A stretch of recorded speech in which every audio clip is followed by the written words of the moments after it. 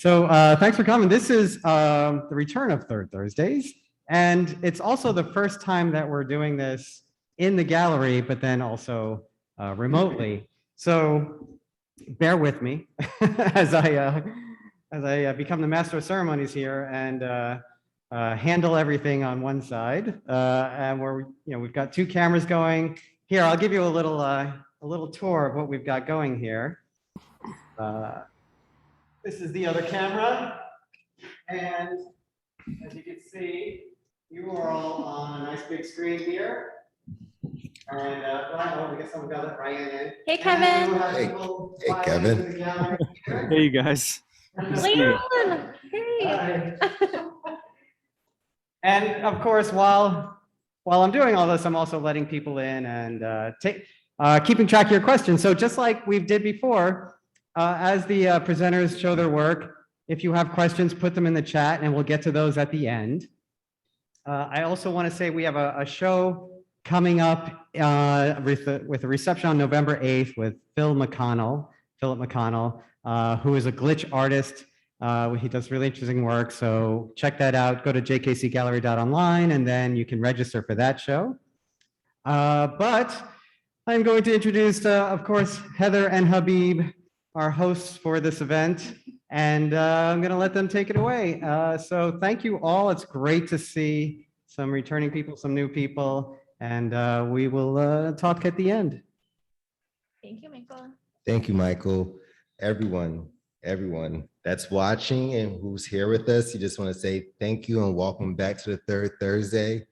This is an event that me and Heather, we thought of maybe last year around March. We only did it once in person. 2 years. 2 years. Oh, wow. Yeah, 2 years. Wow.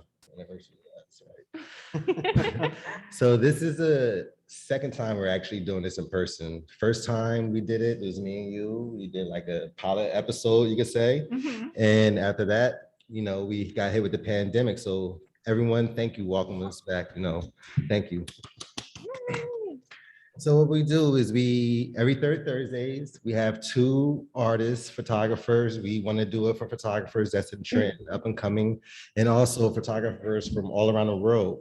Within the pandemic, when we went on to Zoom, our audience kind of spread out, so we just, we're focused on photography and we're doing this as we wanted to have fun while we're doing it also. And nevertheless, I'm going to throw it over to you, Heather, so you can present the two artists. Awesome. Yeah, I'm very excited for our two artists tonight. We have Erin and Edwin. Erin is joining us from California. She is going to be presenting digitally on Zoom. I love Erin to death. I met her this summer at the Experimental Photography Festival in Spain, and I was able to take a workshop with her. She is famous for her instant film collages, and I think you're going to really love her work.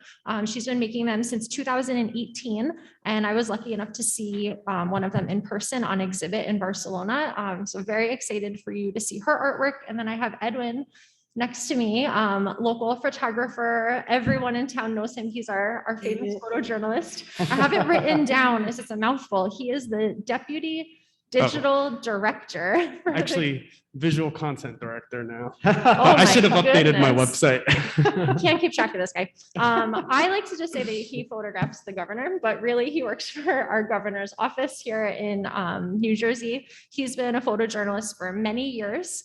One of his stories has actually won a Pulitzer Prize, which is awesome. And we're really lucky to have him here living in Trenton. He's exhibited here at this gallery. We were able to see the work that he created in the Bronx as a photojournalist, which is where he grew up. And yeah, we're really excited to have you both here today. So we're going to have Erin present first and then Edwin. And then afterwards, we'll do Q&A for both of the artists. So as Michael said earlier, if you have questions while they're presenting their work, please type them into the chat box and then Michael will moderate at the end. So Erin, if you're ready, feel free. You can share your screen whenever you're comfortable.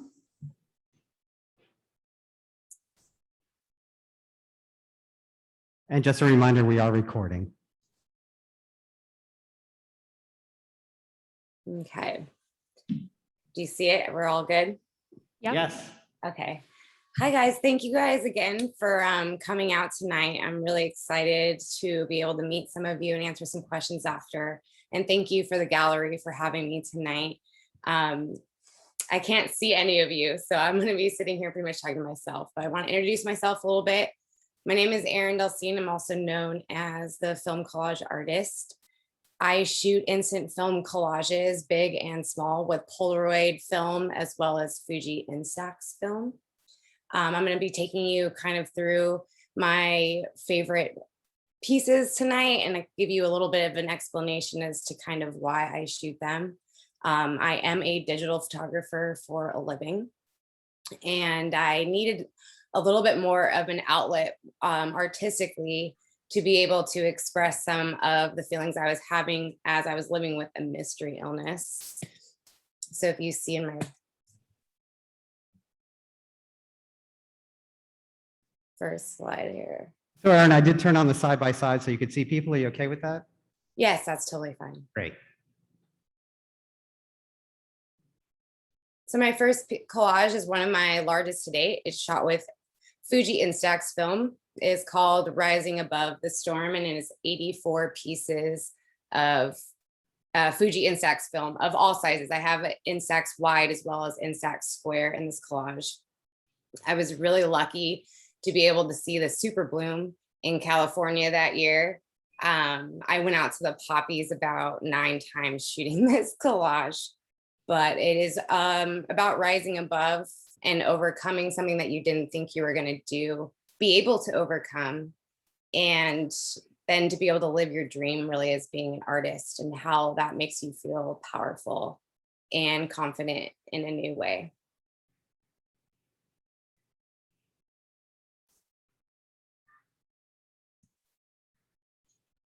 It's not doing it better.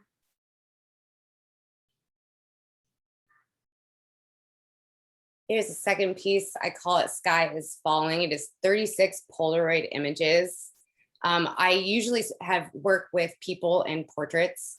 I do surrealism portraits as well as surrealistic landscapes, but I didn't really start shooting landscapes until COVID happened. I guess I can thank COVID for not being able to be around anyone. And I wanted to continue to create. And so this is actually going to be a piece from my upcoming solo exhibition. Once I'm finally done, it'll be a whole series.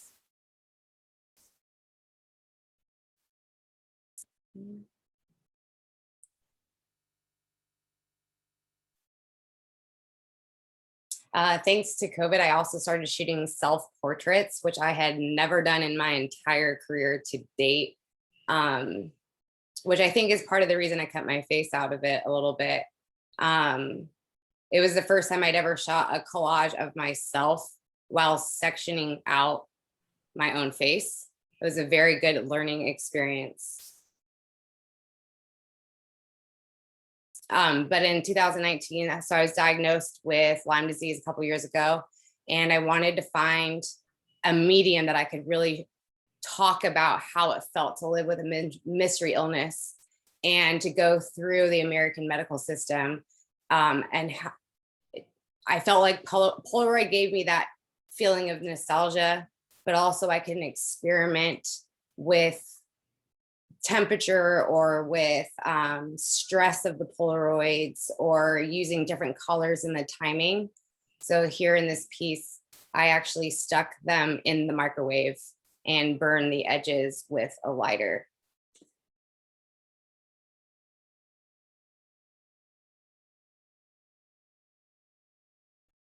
And Unity is one of my favorite pieces, one of the biggest pieces that people know me from. I live in Hollywood, California, in the heart of where we had a lot of the riots, a lot of the protests speaking out about racism and Black Lives Matters. And it was really hard to go through that without being able to really, I wanted to be able to talk about it and share about it, but not maybe with my words, because the words weren't really working in LA during this time. I think it was about observing it, listening, and then putting it back out with how you really felt. So I created this piece to kind of show that coming together and unifying in a time like that was really how we were all going to be able to hear properly. I don't think that anyone really listens or hears properly anymore. And so that was really what drove this piece. It's 25 pieces of Fuji Instax film shot in a photo studio under studio lights.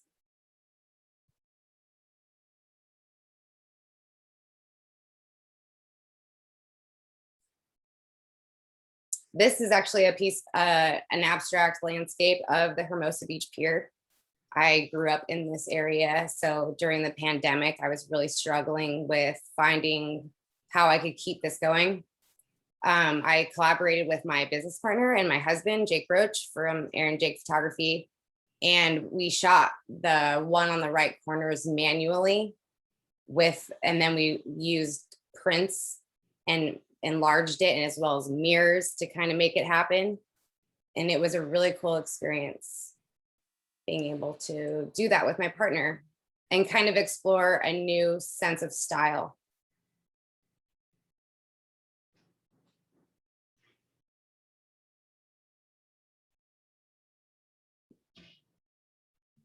And then this is Horizons. It's 16 pieces of Polaroid film.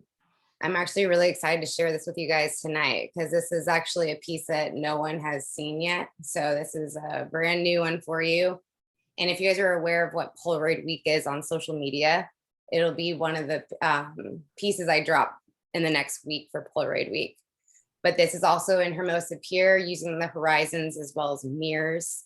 And I shoot upside down, which I'll show you guys in a minute. But it's just representing how dizzy it is and symptoms with mystery illness, especially when you're not being addressed. Pretty much every piece in my portfolio is about Lyme disease or mental and physical health and how it feels to go through that pretty much alone. But also in a positive way.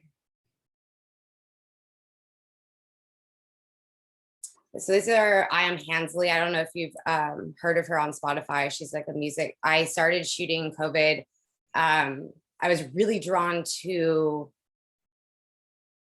posters that are lined the walls. Most of Hollywood was boarded up because of the riots, and artists started mounting and promoters started mounting posters all around, and then they were being ripped off over time, and the different layers really drew me in.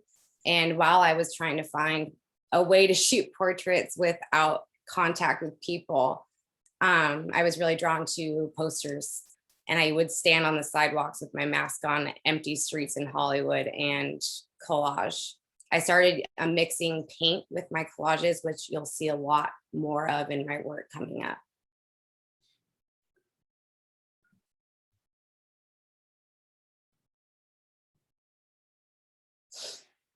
This is one of my favorite pieces. I know nudity might not be everybody's cup of tea, but vanity represents what it means when you focus on the wrong things in your life.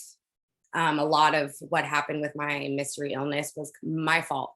And, going too hard at things, not treating my body right, and trying to move forward without doing the things correctly.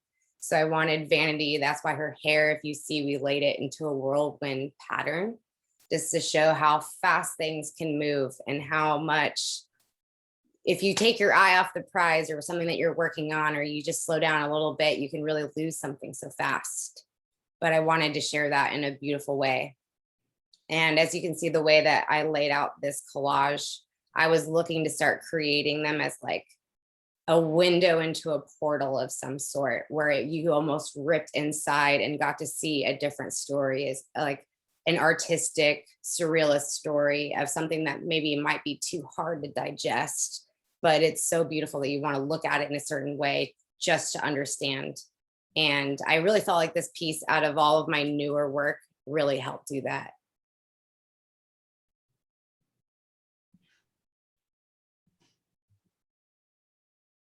So I love this. It's only 2 pieces of Polaroid film in black and white. This is actually my business partner and my husband. He's also a musician.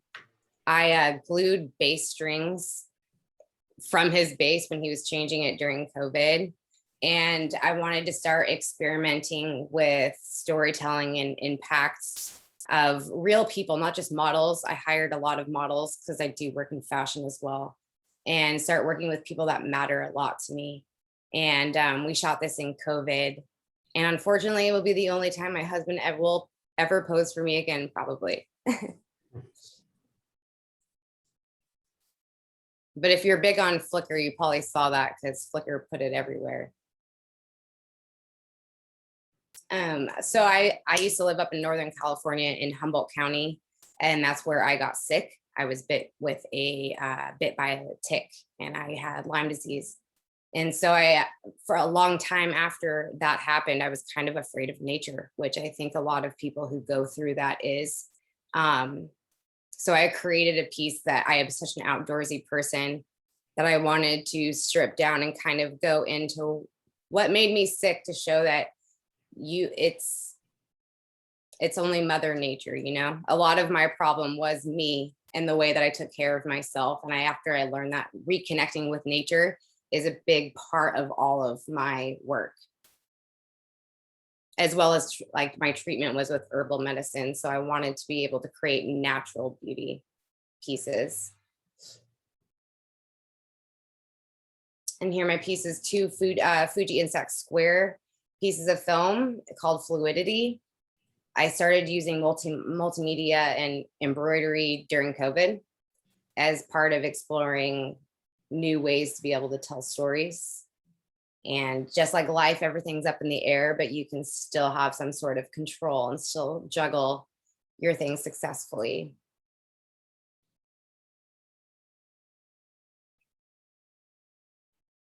And so my biggest piece to date for Polaroid film is 54 pieces called Natural Healing. It's absolutely a beautiful piece. It took many hours to shoot this, over 2 days. It is shot manually.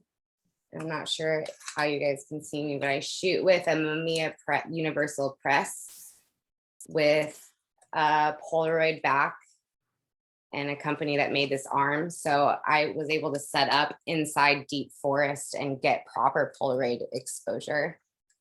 I think that's my biggest question that I usually get to date. But it's just about overcoming and finding natural healing as your answer. Because sometimes when you're too sick, you can't just pop a bunch of medicine. And that was my problem. So I wanted to create a piece where nature can be your best friend, your biggest support, but also the most gentle.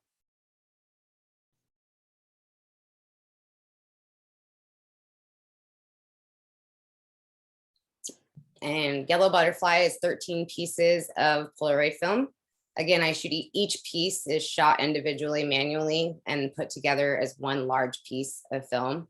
The bottom part is chain and kind of represent taking off in flight, but not being really able or physically able or financially able to take that flight that you need in your life at any given time for any given reason, hoping that other people might be able to connect to that story. So primary colors is 12 pieces of Polaroid film. As I mentioned before, I'm a digital photographer. That's what I do for a living. I shoot a lot of fashion work, and I've been trying to blur my two worlds together a little bit and start shooting fashion collages. I don't know what happened. Something happened. I don't know what happened. Okay. Yeah, so again, I'm trying to blur the two worlds. I've been shooting a lot of fashion editorials with Polaroid collages in the last year.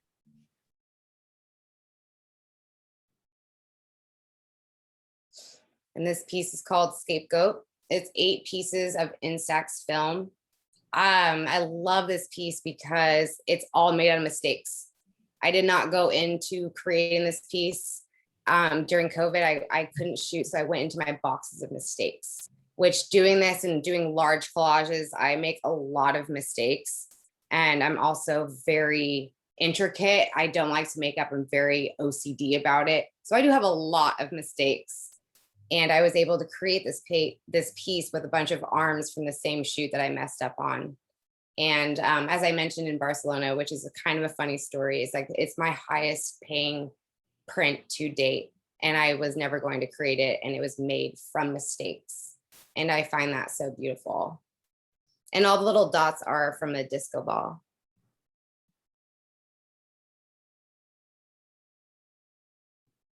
And Poppy Quad is actually 4 pieces of Polaroids. That's definitely a typo. 4 pieces of Polaroid film that are shot with mirrors.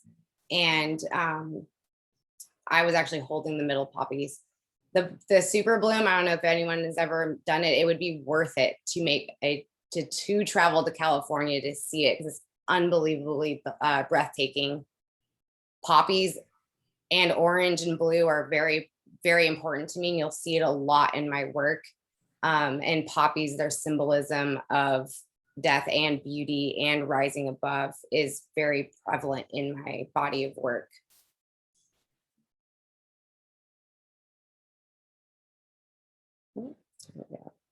And this piece is called Inner Realms. It's 5 pieces of Instax film. And it's actually my first collage that I ever shot to date. And it's still a very popular one. It's very important to me, but it also showed like kind of where I started. And I like to keep that in my presentations.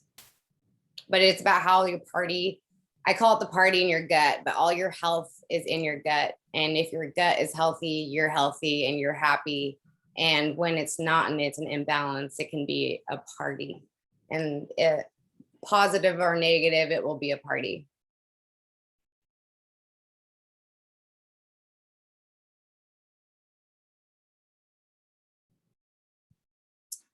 Lime Island is 40 pieces of Instax black and white film.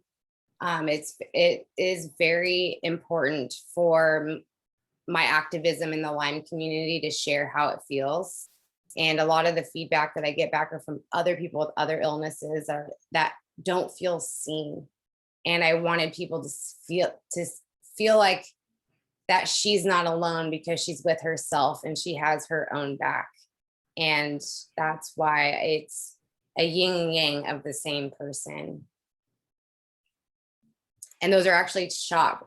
The bottom beach is shot in Humboldt County, and then the top beach is from LA, because those are the 2 places that I was struggling in finding help with during my mission.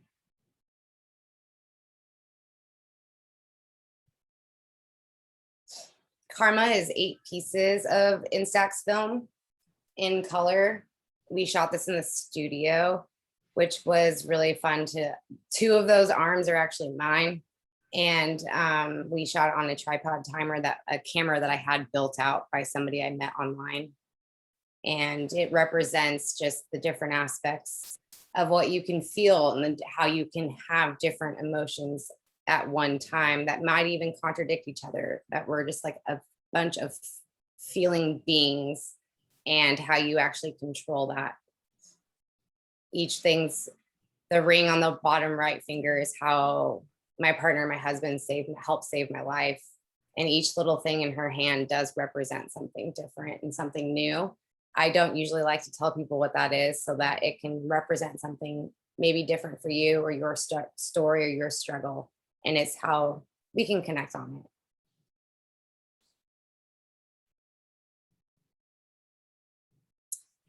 So this is 5 pieces of Polaroid of Instax film, black and white. This model Kat is actually a veteran for our country. She lost her leg in Afghanistan fighting in war. So she's become a really close friend. We connect heavily on our message, and she wanted to share how pain is beauty. And we connected with pain is beauty, but also how you can represent something that might not be traditionally beautiful, but you can learn to see it as beauty.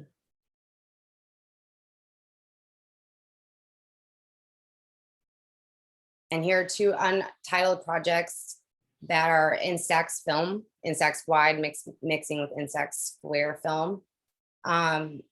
Again, these are mistakes that I had in a box, and I'm moving forward a lot with happy accidents, as I call them, just representing the power of nature, but also the power of femininity. The one on the left are clouds, just sky and clouds. And then the one on the right is a lightning bolt that I had actually created for a Me Too concept that somebody hired me for. And so I find it very powerful, femininity, strong, being able to speak and say something without words, which is kind of why I'm struggling talking about it.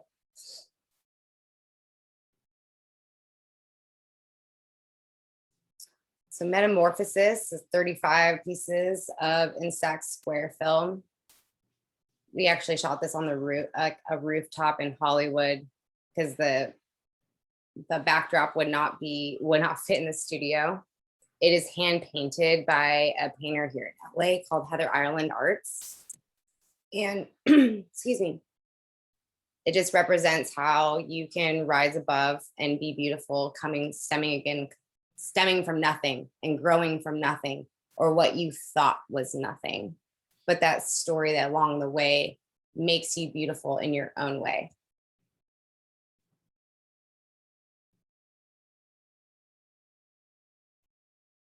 And this is one of my favorite pieces too, Chronic Consequences. As I mentioned before, there's always consequences in our actions every day and everything that we do. And when it comes to your health, sometimes you forget that those consequences can make something harder or rougher for you. So the top is from the poppy fields. And this was actually not the super bloom, it was the super bloom before that, but it's still just as beautiful and packed. And you just see orange for miles. But this represents the key of how hard it is when you're sick for so long and chronically sick. And then when you find your answer, it's very common to cling to it because you're finally feeling better for the first time. And how once I reached remission, I really just latched onto it.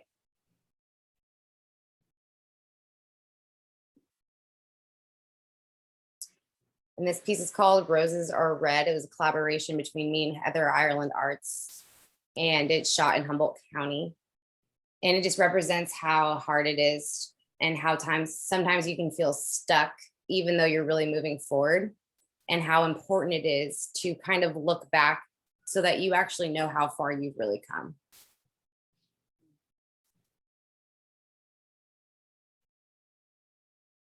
Lavender Quad. So I've been trying to find new ways to use my mistakes and turn them into what I call happy accidents. And so I've been taking them apart and painting on them. And I actually haven't released any of them publicly yet. This is a new piece for you guys. And you'll be seeing a lot more painting and a lot more experimenting with my mistakes moving forward, especially during Polaroid week and next week.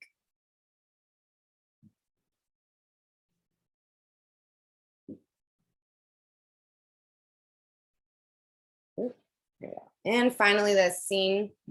This is 7 pieces of Instax square film. I also glued different colored googly eyes onto the center of the flowers. And it just represents how people want to be seen, especially when you're misunderstood. You want to be seen until you actually are seen, and then you feel like there's too many eyeballs on you, and then you don't want to be seen anymore.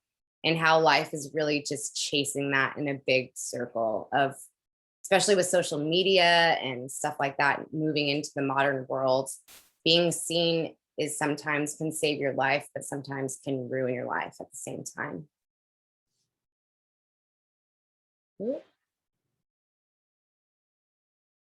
And finally, here is my website and a link to my Instagram. If anyone wants to connect online or has any questions after this art show, I'm always eager and happy to talk about experimenting with instant film and keeping that instant film alive and well. Awesome. Thank you so much, Erin. That was amazing. Masterful. Amazing. Well, we will do Q&A at the very end. So if anyone has any questions for Erin, you can continue to write them in the comments. And then Edwin, if you're ready Michael Sure. will pull up your slideshow. Yep. So Michael, I'm thinking that we'll do like 4 seconds or something like that. There's a Sure, lot. that'd be fine. There's like a massive photo. And file. Erin, if you could stop sharing. Yeah, it's tried. Did Okay. it do it? Yep, Okay, cool. you're good. So I'll talk for a bit and then I guess we can start going through them. Hey everyone, thank you all for tuning in and checking out Third Thursdays. It's an incredible effort to just, showcase a lot of photographers and the work that they're doing. I have been a photographer now for 10 years. I photographed a lot of different kinds of things. My background's initially in photojournalism and documentary. But for the past 6 years, I have been what you call a government photographer. And it's, I kind of wanted to talk about that in particular for this presentation because these times are crazy. And I feel like a lot of our folks and our communities need to get more involved in politics and government now more than ever. I got into photography because I was born and raised in the Bronx, a community that was, for the most part, underrepresented. And Michael, can we start that in a little bit? I kind of wanted to just give a little background. Oh, I'm sorry. So that's how I got into documentary and photojournalism. I started shooting for the New York Times, the Daily Mail, ProPublica. While I was shooting news, I had a makeshift darkroom at home and I was photographing my own community. And I pretty much got into politics. A lot of people ask me, why'd you make the switch? Why would you go from one profession to the other?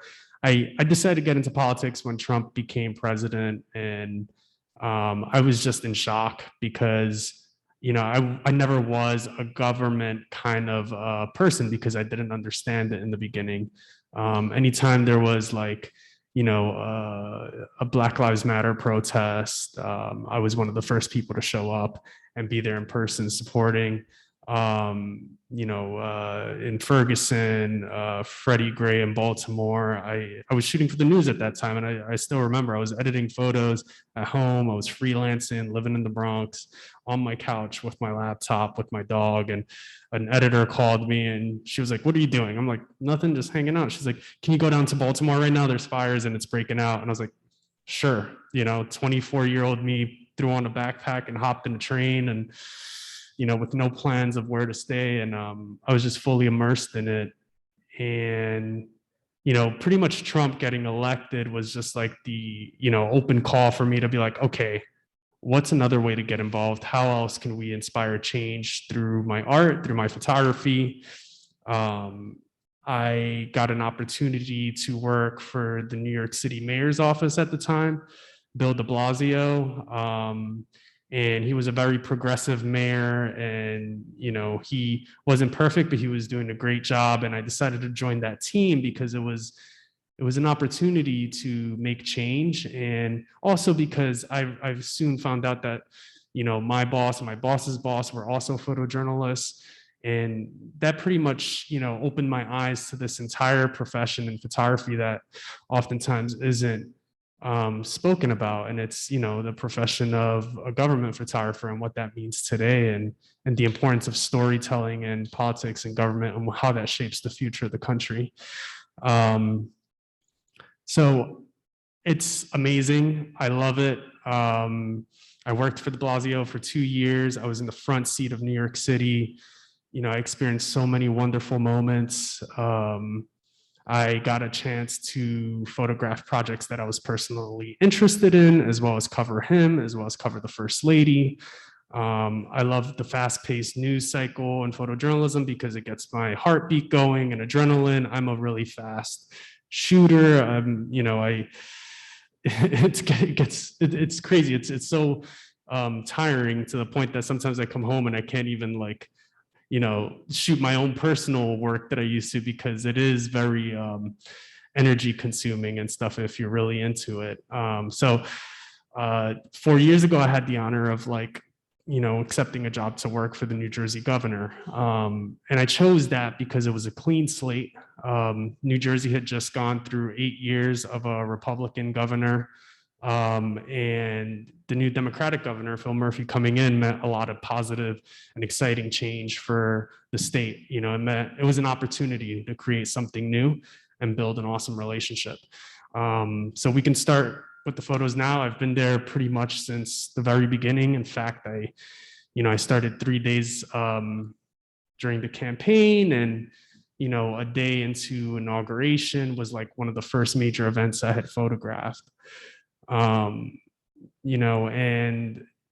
Working this job, it's a lot of work, like actual physical labor work. It's a lot of hustling. It's a lot of taking initiative. I think that, photographers like Pete Souza had opened up, a way of seeing in these official government offices that it can be honest and genuine and transparent. And so there was a lot of excitement at the start of the term. Some of the photos you saw was his family huddling together with him in a locker room before inauguration, and some of the bills he first signed when he started in office. This was him just at a restaurant, meeting with business owners after picking up a lunch, and one of the really cool things about this job is that I get so many incredible opportunities to pretty much photograph nothing's off the books. And that's really cool. Everything from snow coverage, snowstorms, press conferences, I'm there. Protests. There's been so many incredible moments in history in the last 4 years that I've been able to document. Just waiting for this to load, but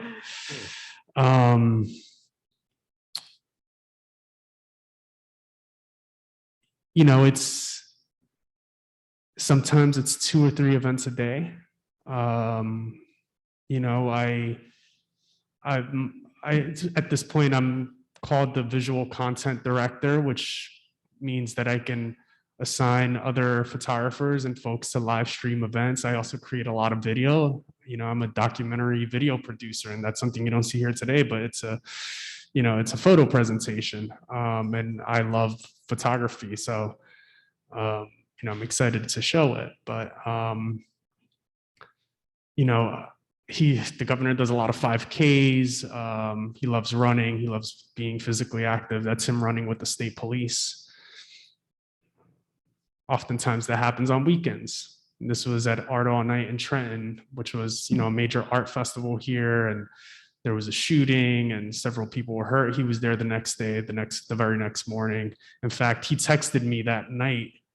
He texted me in the morning, asking me if I was okay because he knew that I was at the Art All Night festival. That is one of the first sporting bets tickets in the state.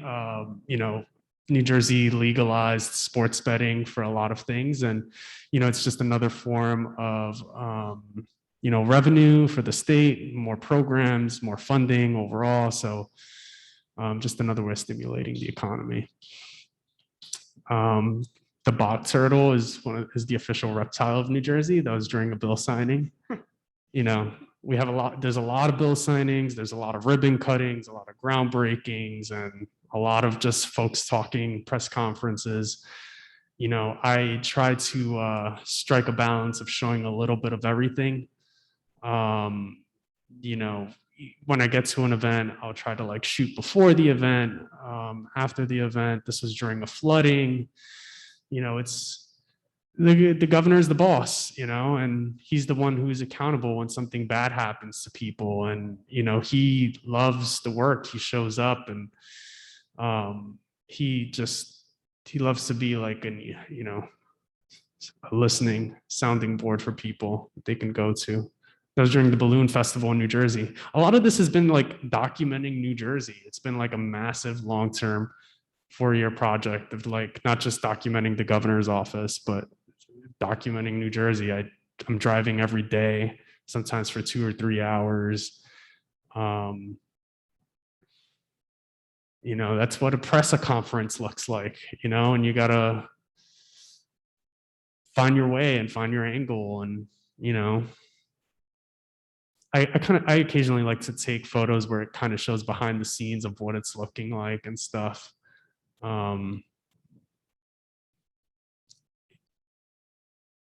This was during at the American Dream Mall, which is a big mall that was being developed. This was during a 9/11 vigil ceremony.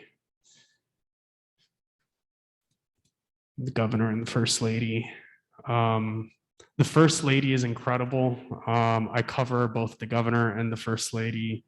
The first lady has, you know, a really cool maternal health program and initiative called Nurture and J, which is aimed at helping Black mothers and reducing the infant mortality rate in the state. And you know, she's very active and she's great. You know, always looking for different angles, covering events and stuff. You know, and it's a job that, you know, it can be tiring because a lot of it can seem like event coverage when you just think about it on the day-to-day, but it's really when you step back and, you know, you look at a year of work, 2 years of work, 3 years of work, it's like there's so much and you've just like so many incredible moments, you know. Oh, this was in Germany, actually. The governor likes to travel to Germany, Israel, and India to actually sell the state of New Jersey, and why we have such an awesome location to get businesses to come here and build businesses here, which is great. He was, you know, the governor before politics. He used to work for President Barack Obama as the ambassador to Germany. So he was great at building relationships and working with people. And prior to that, he was a Goldman Sachs executive. So he knows how to make the economy work. This is him in Israel. Israel was cool. I had the opportunity to travel with him there. We called them economic mission trips. A lot of parades, bill signings, groundbreakings, you know, parades. Thanksgiving every year, the family gets together and they like to volunteer. This is in Israel. A lot of politicians take this shot, but I just felt really connected to this moment when I was there, and I felt it. I mean, he's a genuine, like, you know, person who's actually trying to like do the right thing. And I know a lot of people see politicians on TV and in the news and they feel like there's not this transparent barrier. And so I'm always trying to find ways to like connect people more with him. This is at an Amazon warehouse, I think.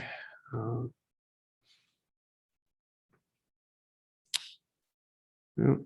You know, it sounds like, Edwin, that there's part of your job is trying to show a kind of authenticity and genuine kind of connection, but you must always be kind of a little difficult when things are also so staged and set up, right? There must be trying to find those moments. It can be a battle, I bet. Well, that's the thing. It's not as staged as you might think. Like recently I've been photographing a lot of the president and the vice president's visit, and that's a lot more like controlled and, you know, and it made me reflect on this, obviously because of Secret Service and security measures and COVID, but like it made me reflect on this, and it's like, wow, like I photograph a lot of, like, I can just walk into a room, start taking pictures, and it's pretty cool because a lot of it is just like genuine hard work and people trying to steer the ship for the folks of New Jersey, you know. The really cool thing that I guess, you know, makes a lot of people think about government photography, it's like, oh, you're not going to have access and there's going to be so much control. Like, you really got to connect with the movement and you got to connect with the people. You know, I encourage people wherever they live, whether it's New Jersey, California, Utah, get involved in politics, get involved in government, do your thing as a photographer, as an artist. There'll be a place for you. It's about how you connect with the people around you. And your personal work is as much of a facet of that and a testament to how you can show them the true side of who they are and stuff. The governor loves photography. He's really supportive of my work. He gets what I do. Sometimes he remarks on how like smooth I am when I'm running past them or something like that. So it's important to build a good relationship, with who you're working with. And so yeah, to answer your question, it's not as staged as you might think.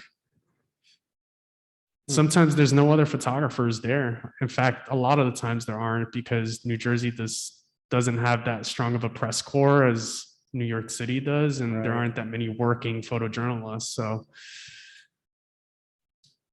we don't always post everything just because there's just so many stops. I honestly don't know how he does it. It's just him in a classroom, with the students.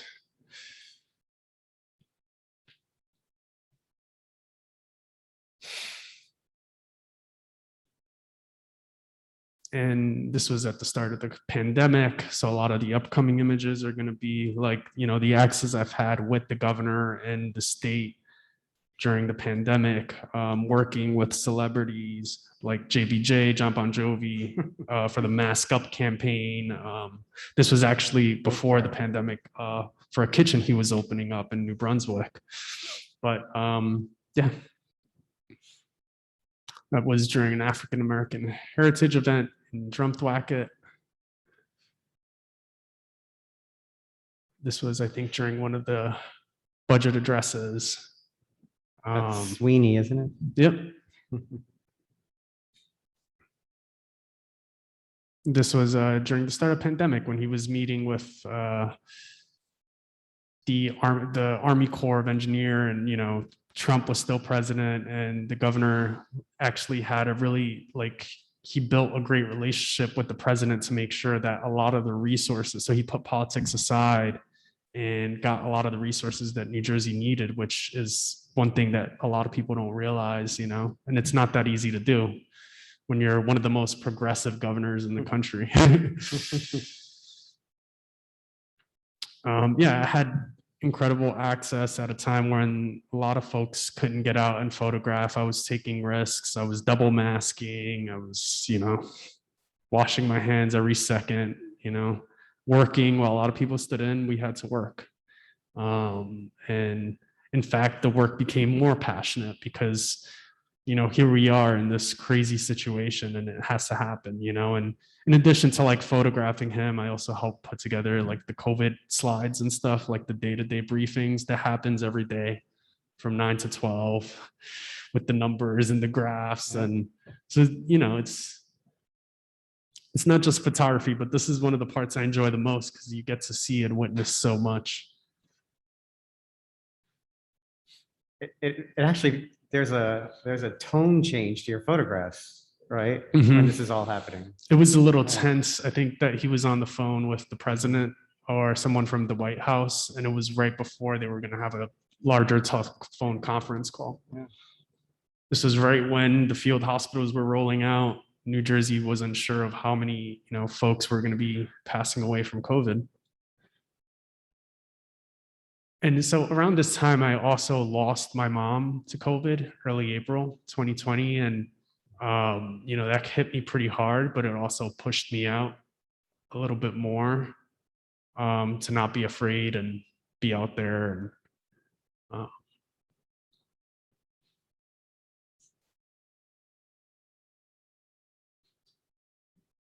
it's him touring field hospitals. I was at University Hospital. I spent a couple of days there, embedded with them during the pandemic peak, because University Hospital is one of the state hospitals, is the state hospital. And I told them, I was like, I reached out to their director and I was like, we need to document this both for us and for you. And I think it's an important time. And, they were really accommodating. Rutgers.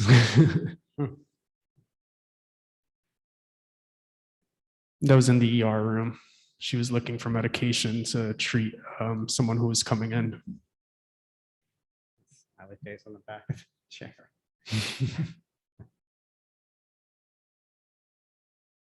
Obviously, because of HIPAA laws, we couldn't, showcase folks, but there were certain things that we could get, and I tried. And that was, at the last Black Lives Matter protests, I think one of the last ones we had. And it was cool to just see like officers are on this as well. And before I used to work in government, I used to have a chip on my shoulder, with police and stuff. And there's just like good cops out there as well. And I don't want people to forget that.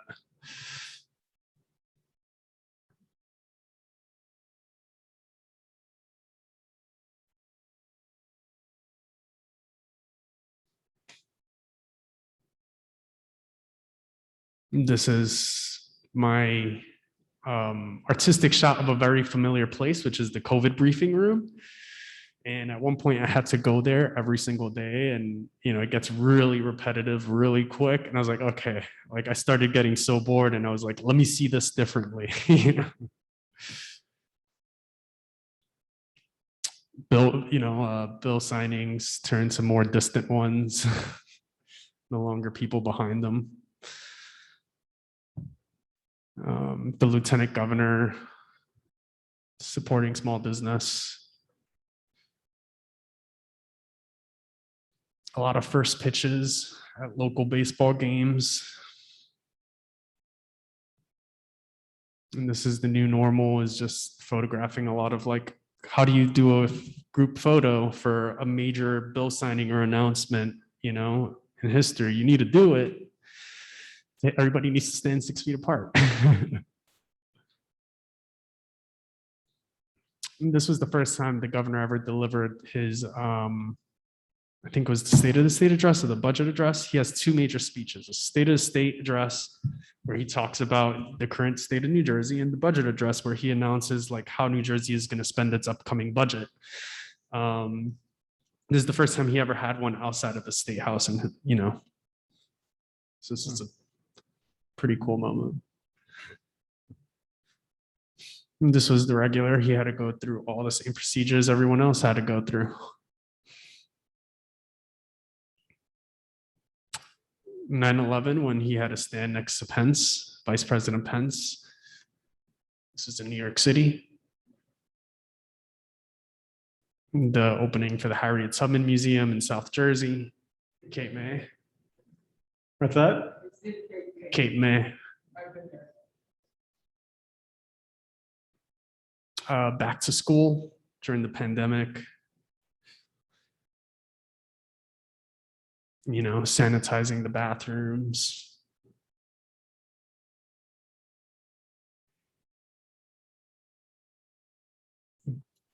Just checking in with a lot of the small businesses. Oh, so we can pause here. So I didn't include any of these images, but I actually got to shoot a really cool mask up campaign with John Bon Jovi, Bruce Springsteen. And the First Lady was like, instrumental in setting this all up. She was like a producer for the shoot, which was cool. Like this is how closely, I'm fortunate enough to work with them. It's like the First Lady was like, Edwin, can you just show up with a camera and like do this? And like, and we were like teleprompting like a speech for an actual commercial. And, we shot it on some really cool Canon C300 cinema cameras, but this was like the First Lady, prepping them, and like she was a part of it, which was really cool. She's really dedicated. Would it be all right if we stopped and took some questions now? Because we're getting close to 8 o'clock. Was there Oh yeah, can something you you wanted to get to in particular? I think there's only like 2 or 3. How many more do we have? Oh, dang it. There's a lot. I know. But... That's the. Oh yeah, it's pretty much done. Oh, there's quite a few more. okay. All right. Anything that you wanted to spotlight, talked about in particular? We could go backwards a little bit. Yeah, I got a chance to photograph 3 presidents standing next to each other. This was at the last 9/11 ceremony. Only me and the White House photographer were there. And it's pretty cool. A lot of meeting the president on the tarmac now, and the vice president. So a lot of security checks, a lot of COVID testing, running around with the White House press bowl. But yeah. Yeah, so why don't we, thank you. Thank you. We're running a little short on time. Let's take some, see if we have anything in the chat. There's nothing in the chat. So did anyone here have any questions for either of the artists? Yeah, so Bonnie, go ahead. Where do you see yourself in, say, 10 years? In terms of photography? So the question is, where do you see yourself in 10 years? To Edwin. That's a great question. You know, I guess right now we're trying to get another 4 years, and then after that, you know, I've really wanted to do a project where I get to meet and document a lot of the longest serving New Jersey state workers as a portrait series. I want to be a magazine photographer. That's always been my dream, you know, shooting for like National Geographic or something and traveling the country, and like, who doesn't want to do that? You know, the White House would be cool. That would be a lot of work, and it would be an insane consideration, but it's like, at this point, I'm so, you know, invested into this idea of, you know, it's important to have good eyes and a good perspective in politics and government, because it shapes the future of our country, you know, and we need to inspire others to get involved. So it's, yeah, it could go either way. Do you see something like the Bronx Center? work here in Mercer County? The question was about the Bronx Documentary Center, and Yeah, do you see yeah, something yeah. like that happening here? Something like that, maybe on a smaller scale, happening here? Yeah, so I can definitely see the Bronx Documentary Center happening here. I love the Bronx Documentary Center. I spent 5 years volunteering there. It was like my informal grad school, because it was like this. They had a lot of like really cool photo presentations, and lectures and film screenings.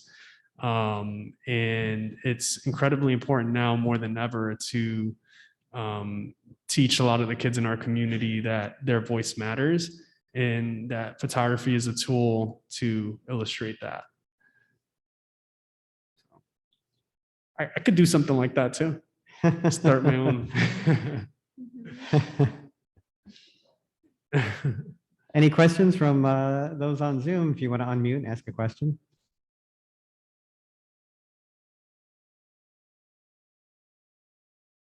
I have a question for Erin. The inclusion of how many pieces were used to make the final piece, what's the significance of that? Can you hear me? Just make sure you can still hear me. Oh yeah, we can hear Yeah, you. cool. No, I know, like on the poppy collage, I wanted it to be big. I wanted it to be as big as humanly possible. I was actually going into it with 100 pieces, but I just, I ended up taking out a couple rows of it because it just didn't feel right. I do sketch everything I do beforehand. I call them maps. And so I have a rough idea of how many pieces it will be, but not the exact number. I just know when I want them to be large and impactful, and when I want them to be small and intimate. Yeah. I have a question for Erin. Oh, Bonnie has a question for you. The pieces in your collages, what's the largest individual piece? Like, what are the dimensions of the piece? What are I'm sorry, I can't hear her very well. What are the actual dimensions of the pieces, especially the larger ones? Well, they're huge. They're really big. I think the poppy collage is actually here in my hallway. It's, I want to say like 35, or no, it was like 40 wide by 6. I don't know. They're very large, very large. If you think of like a Polaroid, it's 3 by 3.5. So if you go by how big they are. That's why I want people to see my work more in person. And that's why COVID's been so hard. Most people don't really recognize that they're even Polaroids until that they can see them in person and they're shiny. Yeah, they're big. Are you planning to travel with your pieces? Are you planning to travel? Do you mean like show them, have the work travel? Has the work traveled, or you have plans for the work to travel? Oh yeah, the work has definitely traveled. This year. That's how I met Heather, is actually through Experimental Photography Festival in Barcelona. And I lectured and did a panel talk there, which was really cool. Heather actually posed for me in our class too, which I tried to scan in and have it for this thing. I'm going to Paris next year for an art residency, but I will also be doing traveling shows there. I ship a lot of my stuff. I've had my work shown in Peru. I try to show my pieces where there are, because Lyme disease has been so difficult and people don't believe in it. So I try to show my art where people aren't being heard and aren't being seen, as a way to connect and bring them into like the online community. And that's usually how I pick my locations for my shows. Are you planning to do something with the United States? Are there any shows coming up in the US? In the US currently, no.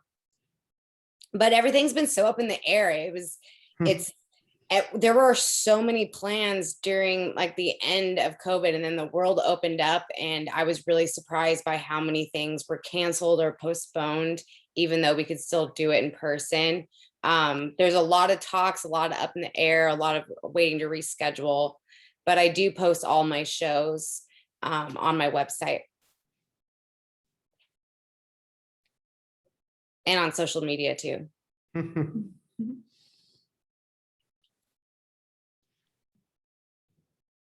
All right. Well, I'm gonna ask Edwin a question, or it's like a conversation. We know each other personally. I respect you so much as a human being, as a friend, an artist, and just, where you come from. We have that in common, coming from the bottom, and just trying to rise above, and being there and documenting our community. And that's where you come from, being the quote unquote what we call street photographers. And I seen another street photographer in the chat. Shout out to Dolo Photos in North New Jersey. And what you're doing is you're telling a story. Even without you narrating what we were seeing, you're telling a story of, you're recording what's going on right now in present time. And so much a lot of street photographers, that's where we aim to be, where you're at right now. Now, where do you find that fine medium or some type of balance that you're still able to document what you love to do, just regularly, just shoot regular things, just people in their normal habits, just their communities? How do you find that fine balance? Or do you struggle with that at all? Yeah, that's a great question. And no, I appreciate it.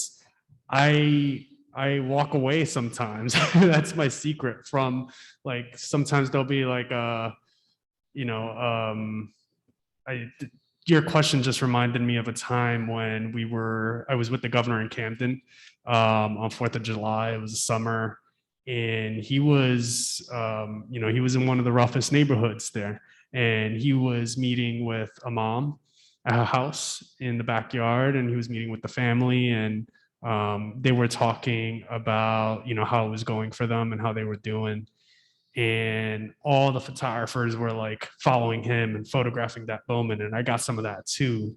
But there was a really cute girl hanging out on the porch across the street, and sometimes I'll like back away, and I'm like, I'm going to get this moment over here because this is where my heart is at. Yeah. And that portrait of that little girl hanging out on her front stoop like tells the story for me. Right. And one of the really cool things is I can then take that photo, talk to my team at work, and be like, I think this should make the edit for the post. This is the whole thing, right? This is why he's doing it.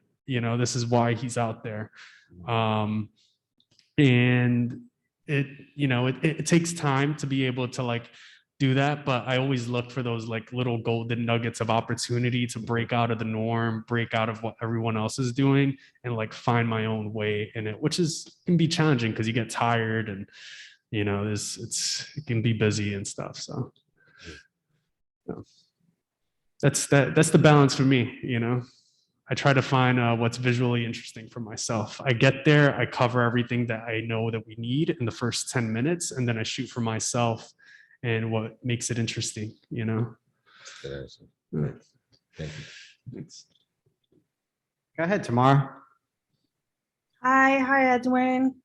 My brother from another mother. Hey, Habib. Hey, everyone.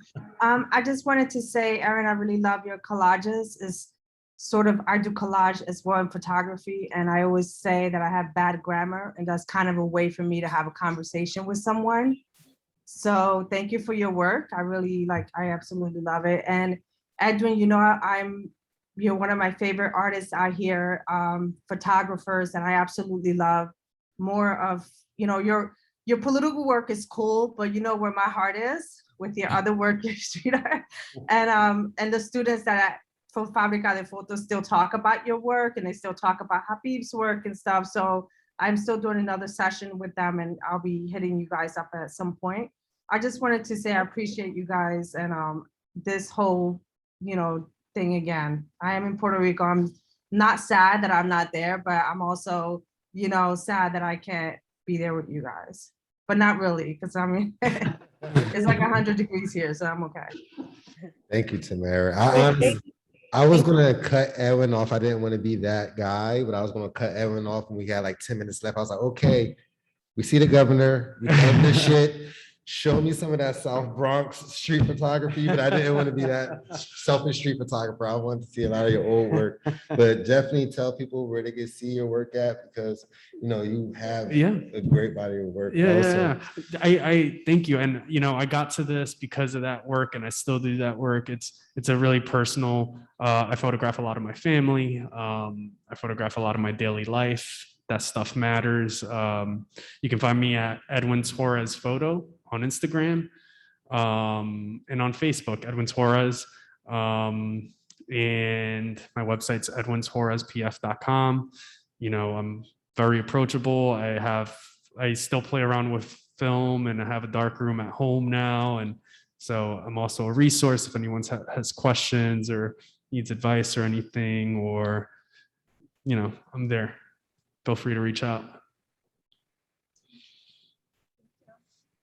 Erin, I think you were about to say something.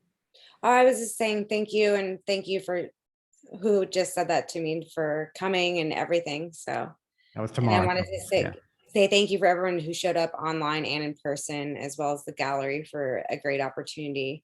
And just hearing two different styles of photography that came together. This is a really great opportunity and a really great night. So thank you. Thank you for being here. Yeah, we have one more from Juho. Hey, Juho. Erin, I really like how you paint into your failed Polaroids. Nothing goes to waste. Yes, nothing goes to waste. They start to add up, man, when they're $3 a pop and you got a box the size of like a huge moving van in your house full of them. You're just like, wow, I need to find a way. Need to find a way. I love Erin's work. Yeah. Yeah, reminds me of Kevin from out of Colorado, like what they do with the Polaroids, the instant film. I love the work. That's amazing. My 5-year-old daughter runs around with a Fuji instant film. So the things we could do with photography, that's why we have this show, Thursdays. Yeah. Thank you, both of our guests. Thank you. Yes, thank you very much. Thank you for having us. This is awesome. Thank you all for coming.